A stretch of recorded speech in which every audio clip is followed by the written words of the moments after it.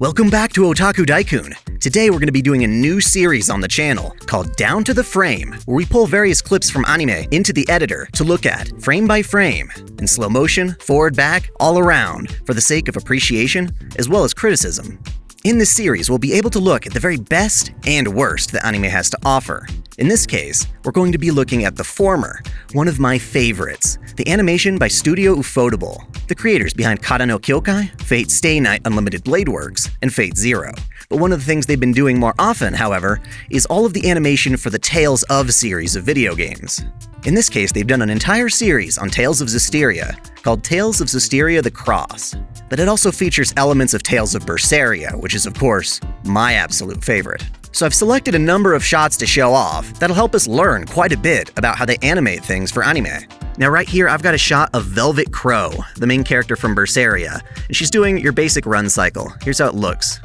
This animation is running at 24 frames per second, which is the cinematic standard. It was set that way because it's the minimum number of frames required to create smooth, consistent motion that the eye would not recognize as choppy. But as you'll notice here, typically with anime, characters are drawn in twos, meaning that every pose that they have will last 2 frames. 1, 2, 1, 2, 1, 2, which essentially boils down to 12 frames per second, which if you see here is actually surprisingly staggered. One of the things this series will do is look how anime is able to create smooth, weighty motion with a minimum number of frames, and all the tricks that they use to pull it off. If you notice here in this shot, while Velvet moves on twos, the background is constantly moving every frame. The two combined create a sense of movement that looks very nice. Now let's take a look at this shot. Slam! Oh! Velvet is just bashing the shit out of this guy. This is definitely something I like to do in King of Fighters with Kyo. It's extremely satisfying. And the animation here pulls that off as well. There's a number of things going on. First of all, there's 2 different shots. There's the front shot and the rear shot. But what I chose this clip for was to get a sense of acceleration and weight. Typically, anime is made with keyframes and in-betweens. Here, we've got Velvet doing a wind-up for the actual hit. If we go further down the line, she will have a contact keyframe that then goes to a follow-through. But you notice, obviously, they animate a whole lot more than that. And these are the in-betweens. They'll typically have their lead artists animate the keyframes themselves, and then they'll have a team of in-between animators doing the rest. Now, one of the things I love about anime is how it can exaggerate motion. First of all, if you were falling or you were in midair, you wouldn't have this sort of floating that we got right here. These first few frames, she's just floating. But then when she hits, she also makes a strike, but the moment she strikes, there's also a bit of a delay, as if the momentum is slowly channeling into this guy, which then finally shoots him down like a rocket. But now that he's hit the ground, there's a bit of a recoil where he's much slower. Well, bam! Now I chose this shot because it shows a combination of both animation shot on 2s and 1s within the same shot. Velvet starts off being shot every other frame, but then starts moving every single frame for a midsection during this rotation. Typically this means that they are putting a lot more work into creating the animation to be extra smooth, but it also slows down at the beginning and end, creating a sense of acceleration. So the background, in this case her glorious chest, is blurred out to create a sense of depth of field, so that the foreground is clearly in focus. The reason why animators tend to do this is because they want to mimic what you could get away with a camera. And typically in photography, you would have this for a nice portrait shot. A blurry background isolates your subject and helps to emphasize it. Another thing that works really well here is the subtlety of the lighting. We've got a bit of a lens flare effect hanging right on the blade, which gives it a sense of reflectivity and texture. Now, as far as creating that sense of momentum I was mentioning before, there's a bit of a recoil on the blade, where it pops out to its max, and then kind of retracts for just that one extra frame, where it kind of drags her arm along and she has to resettle it. Since the blade comes out, it gives it a sense that it came out rather quickly. You know, those tiny little details really add a whole lot. Now, obviously, when you've got a whole bunch of crowds in an anime, one of the easiest things to do to save on time and money is to use CG to animate those crowds. You make different models of critters that you can loop and repeat, very much like they originally did with Lord of the Rings with Massive. And as you can see here, these characters are indeed CG models moving up and down. But one of the interesting things here is how you integrate that CG so it doesn't look out of place. Anime is still very much struggling with this procedure, as a lot of them make their CG characters stand out like a sore thumb. Here, however, Ufotable's done a brilliant job of the lighting, as well as a sense of perspective. As you go further back, you see a haze that covers up the guys in the background. And as we get closer, they become more clear. But even then, the lighting is so low, all we can see is a little bit of the light glancing off of each of their heads. But if you notice, as we get closer to the characters, they do not use the CG models anymore, because we would notice at this close a distance how awkward that looks. They may have used the CG characters in the foreground here, but you'll notice now, again because of the depth of field, they've been blurred out in favor of Velvet in the background. Now, I've mentioned before how anime tries its damnedest to create a sense of realistic cinema. But either way, the idea of cameras panning and moving around is something that's been very difficult for anime in the past.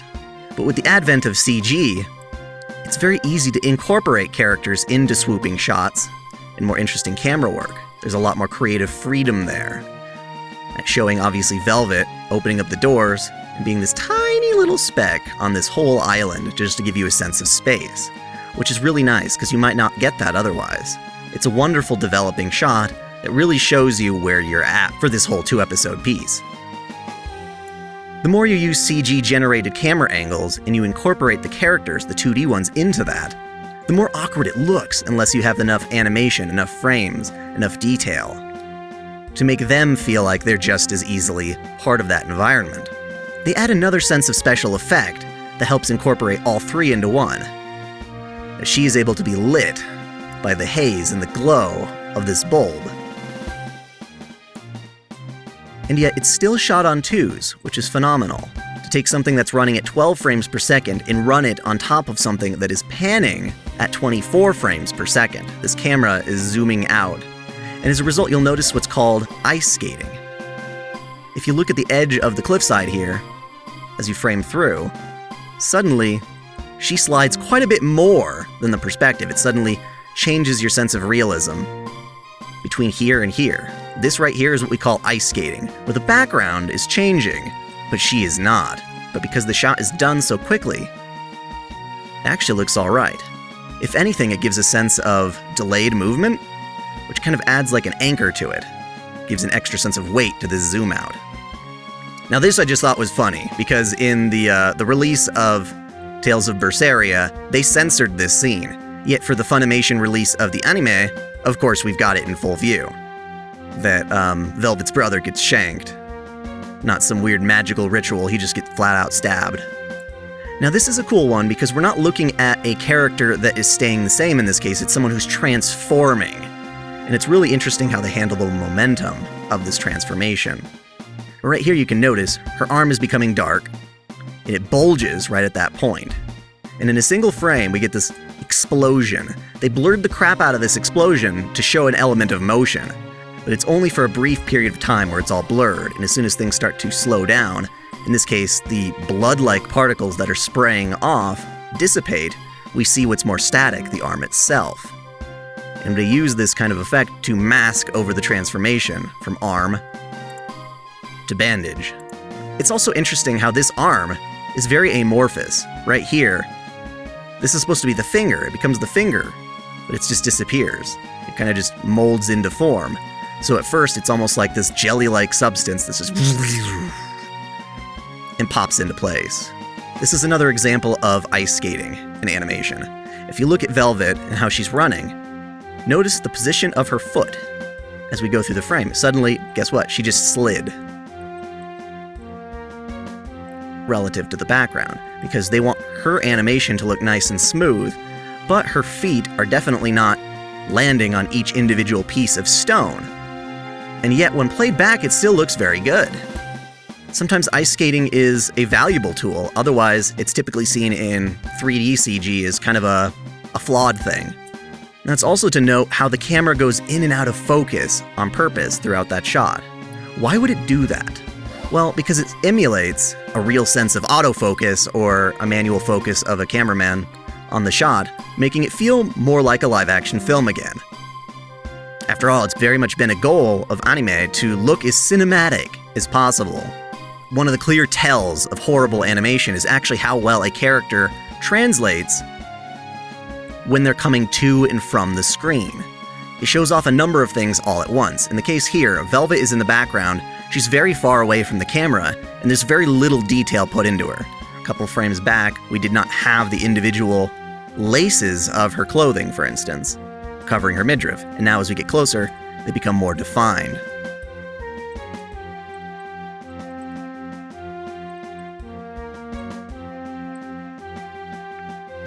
And then we get those strange in-betweens, because right here, by itself, this looks really bad. You could argue that this is a terrible piece of animation, and that is certainly true.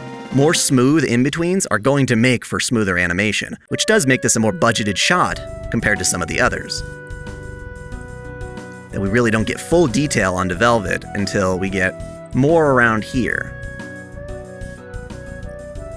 And even then, she just makes a full transformation from here to there. It's definitely not the smoothest that I've ever seen, which just makes it interesting to look at how this shot compares to some of the other more glorious shots in the scene. It looks a little bit more choppy. That said, they still handle the sense of momentum. I love how there's a parabolic arc to her jump that we can definitely follow as the animation moves through, and those help create a sense of realism, even if the animation frames themselves are a bit choppy. Like the fact that for this frame, her boob just kind of mutates into a teardrop over the other boob and then immediately fixes itself between the two frames before and after. Now this I just like because of the sheer amount of detail into her falling. She flips a number of times. And then she turns to the side. But you'll notice that accompanying this is a first-person point of view shot of the cliffs changing shape, changing direction, which I think is really cool because it gives a sense of we're twisting along with her. It helps, again, emphasize the movement of the previous shot. Now Velvet's dislocated her shoulder, she has to pop it back in place, and it's like, ah, son of a bitch, you know, and it very much hurts, and we get that sense from what we're seeing here. The voice acting certainly helps for this scene, but looking at just the animation alone, one of the things that I like is their attention to detail. They could just do this all in a single shot, but they choose to do a couple of different things. She puts her arm up against it, slams in, but then they immediately cut to her face to show the agony thereof, and then back out to her checking on her arm after the fact. Now I mentioned before, this stuff is shot on 2s, which is basically 12 frames per second. While we're seeing some really smooth animation regardless, one of the ways in which anime is able to convey a sense of speed or movement is with effects. In this case, look at the rock, and it has all of this crazy wind effects flying past it. This is a more dynamic form of what I would call impression lines or gesture lines, for instance. KO! Oh! And then he just goes flying. But these lines help create a much better sense of movement than if the guy were just getting hit by the rock itself. The V shape going into him makes it look like it's more piercing, more impacting than it was before, as well as the after spray gives a sense of twist, that she threw the rock with a sense of spiraling, as you would like a baseball or something. I also like how they distort the air around it, which is something that is pretty much more up Ufotable's alley to do. As the rock swings past, it actually distorts the space. The wind itself is bending the light that you're seeing in the camera, which is just crazy. Which just makes this shot look very, very powerful. Fuck you! Here's another instance of ice skating being used for a more dramatic effect. We got Oscar, he's running toward the camera, but if you look here, it's so strange to see how he's moving with respect to the computer-generated background.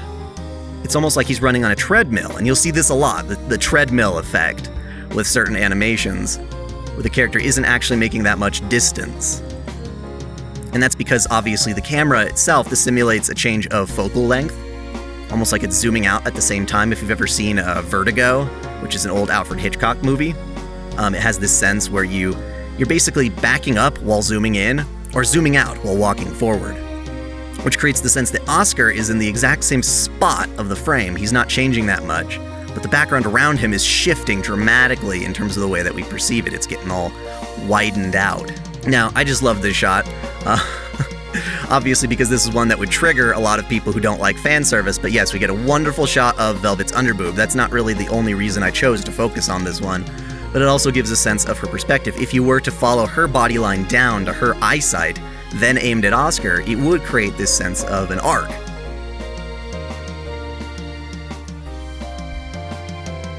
Again, we've got some of that added motion blur to make it seem like the camera is struggling to focus in the midst of all this action.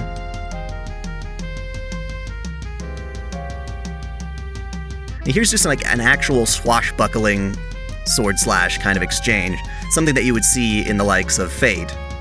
Cling, clang, clang, clang, clang. A lot of the animation is actually dependent on the smear marks of their swords. These gliding things that, of course, in real life you would never see this gliding shing as it goes across, but it gives this sense of movement. We understand the arc in which he did it. Basically, look right here. Here's Oscar's arm, here's the sword. Next frame, boom. It's all the way down here. It's so lightning fast that this would look really awkward if we just looked at Oscar alone. But this arc of the blade gives us a sense of where he moved. All of a sudden, boom, it's a full swing. It's just that particular moment was so accelerated and fast that our eyes have to depend on the after image to tell what we just saw, which is really neat. And this whole scene is filled with a bunch of that.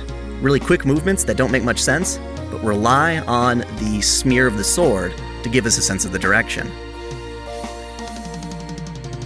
It creates a rhythm to the actual hits, a choreography to the dancing that is their martial arts. Now I've got another one that I love because it shows off what I would call, again, gesture drawings. If you make a gesture drawing, it gives a sense of how's the motion going to feel. I love this arc from the blade on her shoe, just swinging across. This is a very exaggerated motion for Velvet. Like, what kind of a pose is this? It's not something that if you made, you took like a Figma of Velvet, which they don't have, they should, but if you had a Figma and you tried to reenact this, you would need a bit of extra distortion with the camera to pull off a shot as extreme as this. And that's because when the artist sat down to make it, we wanted something that was just this big swoosh. And that's definitely very valid.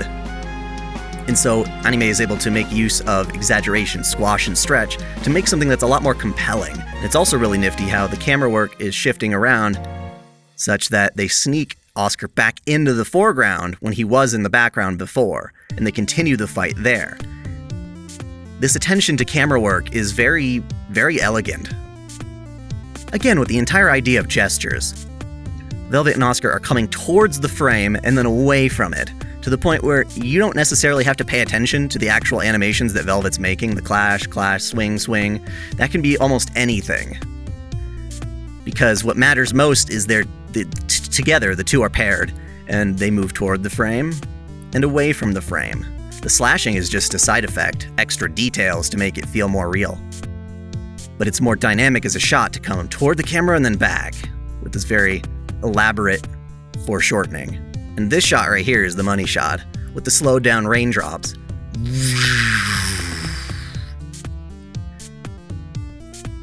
Again, Ufotable good at kind of mimicking that sort of Matrix style bullet dodging and just taking the camera where it had never gone before in action scenes. It's also, again, good to note that the individual droplets are moving every frame, but the characters and the poses of Velvet are moving every other frame. It's also interesting if you follow Velvet's eyes, what the shot makes you do, not just her breasts. They come on through, and her eye goes from here on the left side to sneaking through on the right, like, whoa, I had to get out of the way of that. They use her eye to be the thing that is dodging it. The rest of her kind of moves in respect to that.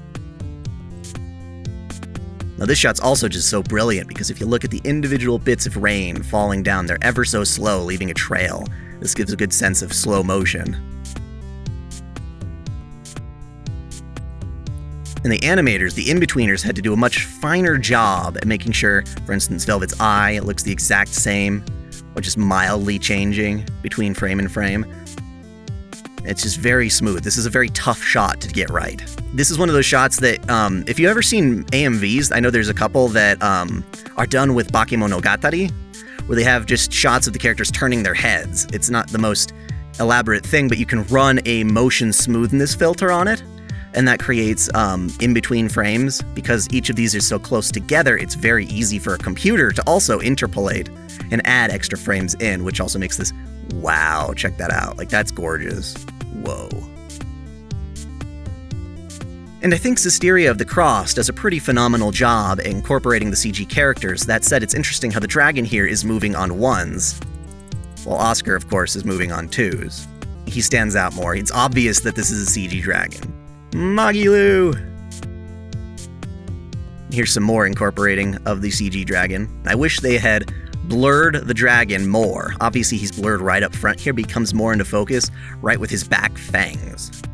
And that provides so much texture that it looks really weird with Rokuro hopping in the foreground. He is nowhere nearly as detailed and textured as the dragon in front, which definitely makes the CG dragon stand out as something other than it should be within the shot. We swoop right across her face as it just zooms out. She's surfing on her card or whatever, her talisman. And the in-betweens are also very good. That's a very nice anime face. So is that. It goes to the next. It's all very consistent. She doesn't distort too much beyond that. She does a whole backflip, but goes out of frame. All of a sudden, she's much more distant. Obviously, her eyes here look a bit weirder. They're just little dots, but again, because she's further from the frame, you would never notice that in movement. We also have camera shaking, just like this, to create a sense of rumble. All of this just adds to the intensity of what we're seeing. And this shot is really cool. The dragon's still moving on ones. If the dragon were just a little less detailed, this would look even better, with Magilu and the dragon feeling like they're of the same world. The swooshing effect right here to give that sense of the arc in which she's hitting him.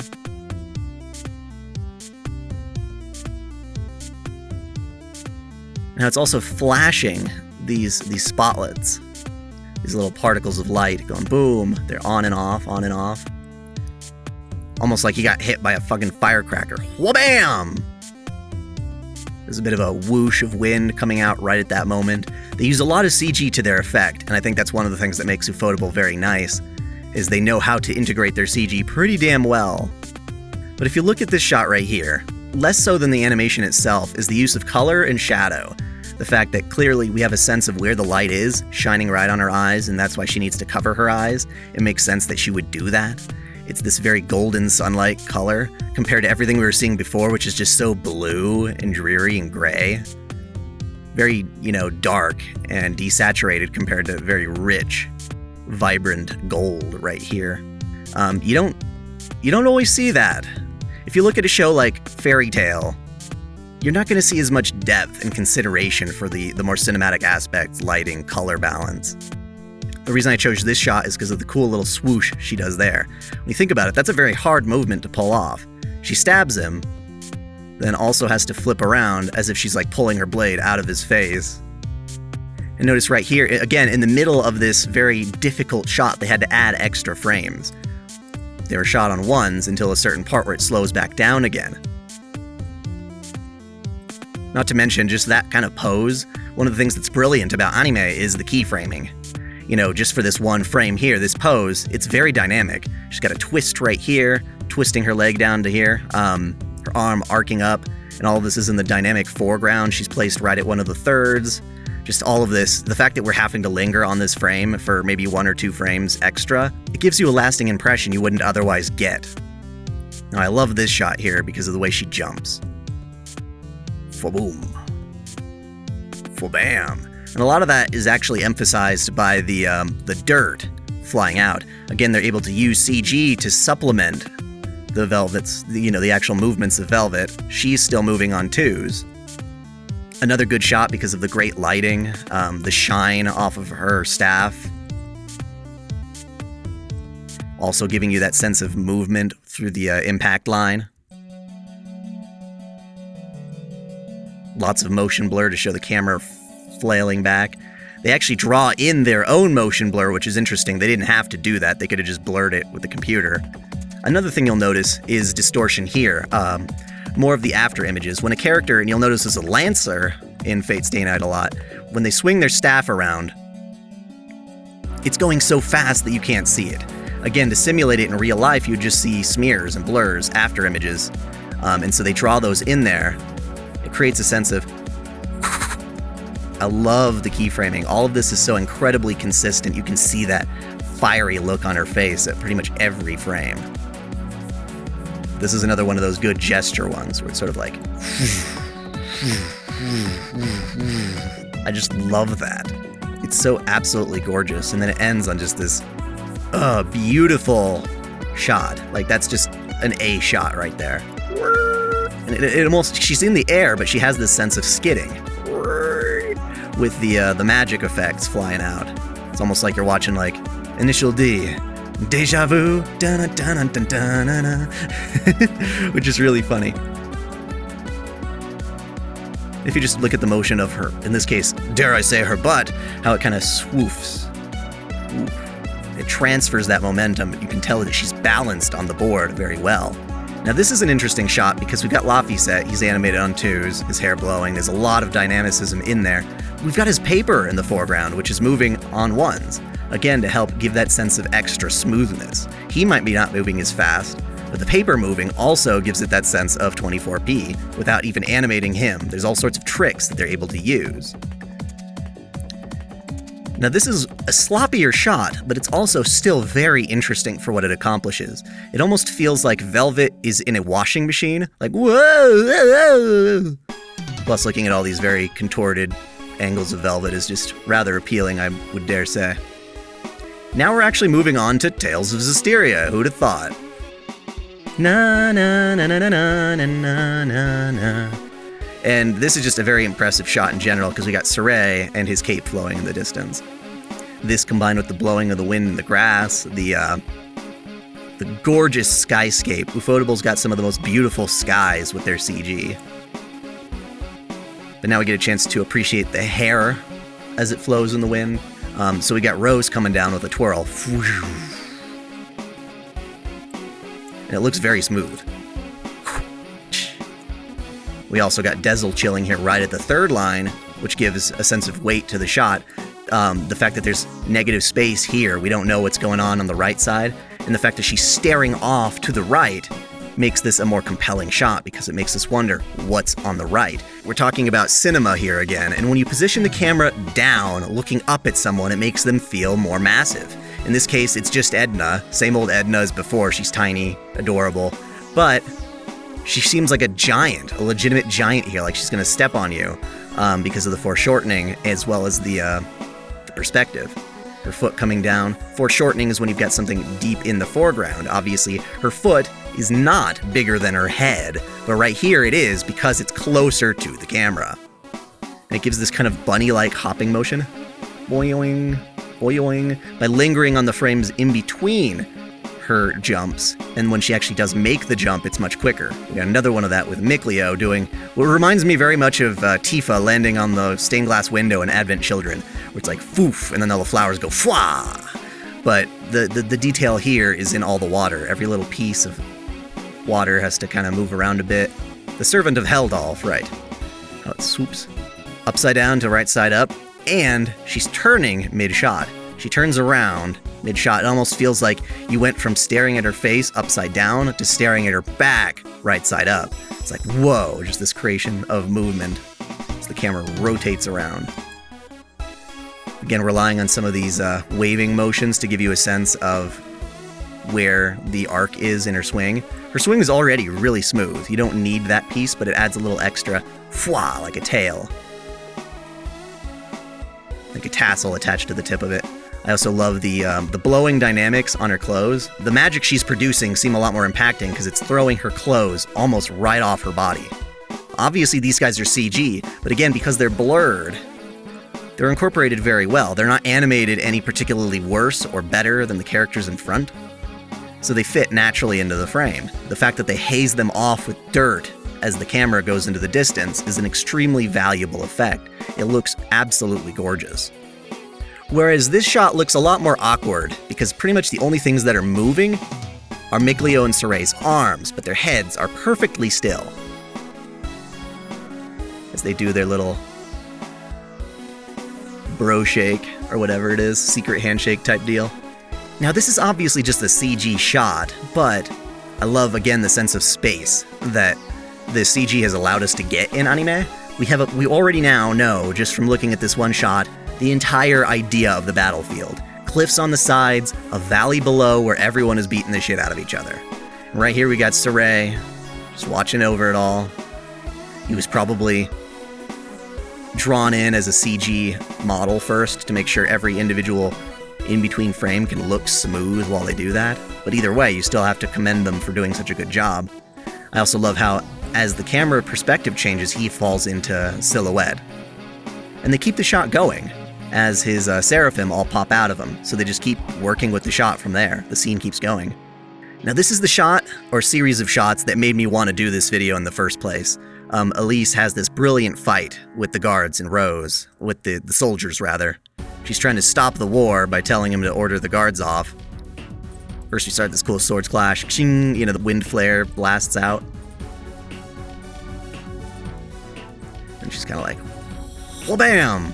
Which is really cool because you don't usually see, like, strikes connect in sword fights like that sometimes. So it's just like a bam, I got you, right in the armor. And that's really neat because there's a bit of a recoil from here to here.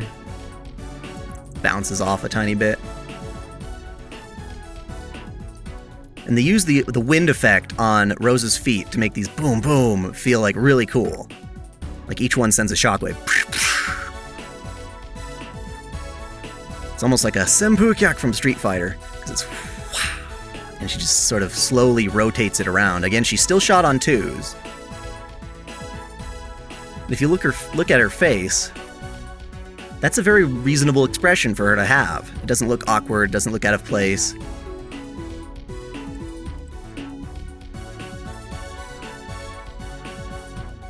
It's interesting because of how stiff her knee is here. The fact that her knee is stiff when everything else is moving makes it seem like it's the hardest thing in the environment, that it's the perfect thing to bash that dude in the face with. And then she slowly starts flying out of it. Again, the swing is fast, but the exit is slowed, creating this cool sort of rhythm. You can just make sound effects to it so easily. I fucking love how she's fighting in this. I wish I could do more stuff like that in the game. Wabam! And because she's spinning around so fast in the middle here, twirls are one of the things that Ufotable really likes to do on ones.